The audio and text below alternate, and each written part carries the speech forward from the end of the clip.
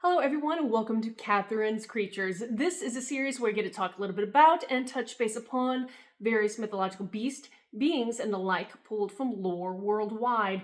And I always like to preface by saying that I am not a linguist, so if I mispronounce anything, I do apologize in advance. And today I want to talk about a particular creature called the Camazotz, sometimes called or just referred to as Zotz or Sots, but this is a bat-like spirit that comes from the late post-classic Mayan mythology of the Popol Vuh people. And this essentially bat serves serves the lords of the underworld. And that's because a lot of times bats in Mesoamerica were often associated with things like night, death, and the idea of sacrifice. So this one kind of falls right onto trend there. But the Camazotz name actually means, it translates to death bat. So there you go. Now, essentially, there's not a lot of lore behind the Camazotz. In one story, the main one that kind of focuses about it, there are these pair of Mayan twins that were viewed together as a pair of heroes, and they have a lot of myths associated with them. And these twins, during their adventures, are involved with the story of the Camazotz. And the twins' names, hopefully I pronounced them correctly or close to it, are Hunaput and Xibaliki.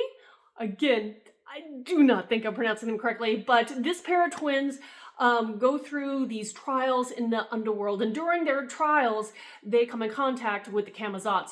And in the particular story, the pair of twins actually figure out how to shrink themselves and stuff themselves into their respective blow darts to hide from this swarm of bats flying overhead when they were trying to spend a night in the house of bats located in the underworld.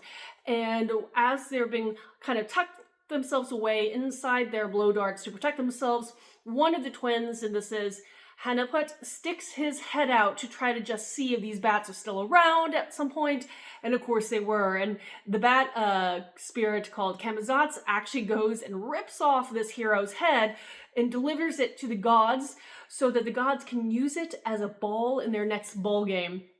Woof. So that's kind of the big point of Camazotz in this legendary tale.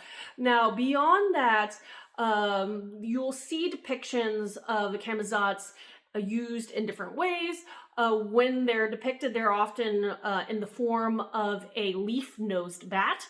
And sometimes these depictions often show the bats breathing out or exhaling these kind of unhealthy vapors in their depictions. These symbols were utilized as what they call a way spirit that is designed to actually bring disease to a person's enemy.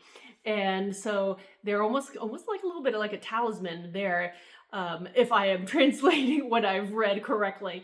But if you have any questions about Camazotz or anything else relating to mythology, fantasy, or writing, please post them in the comments below or reach out to me on any of my social media. Until next time, everyone, Skål.